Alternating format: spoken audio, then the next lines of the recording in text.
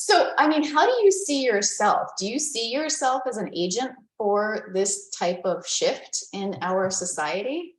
Like, how do you see your, I know what your role is, but how do you see yourself and the reason for your existence at ASU at this time? Perfect question. Perfect question. How do I see myself in the nature and the reason for my existence? That's great. That's kind of what we've been talking about the whole time.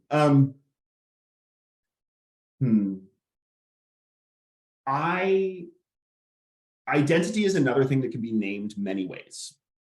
I sound like a broken record when I say it's like, let's name it a million ways. But how do I see myself? Some ways that I could name this are rebellious, being able to act, being able to push against little things.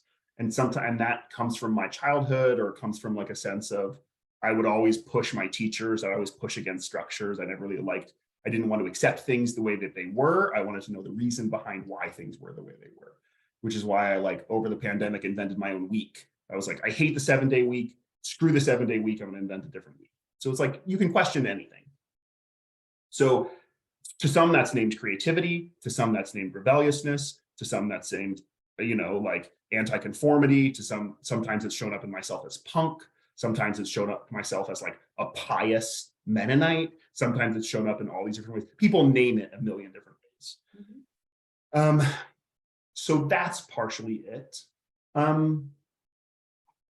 I hope that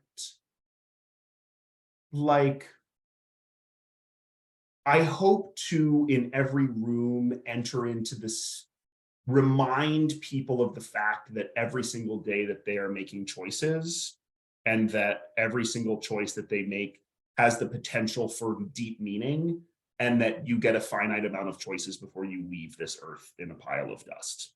So, like death, truly death, I carry death close to me often, because it lets me see.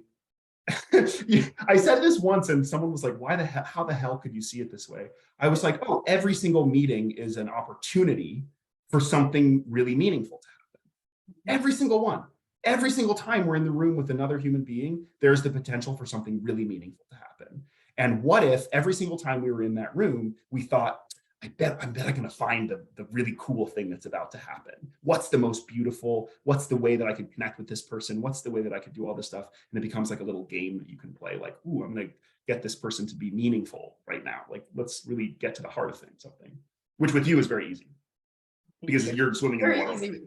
Well, you're swimming in the water all the time.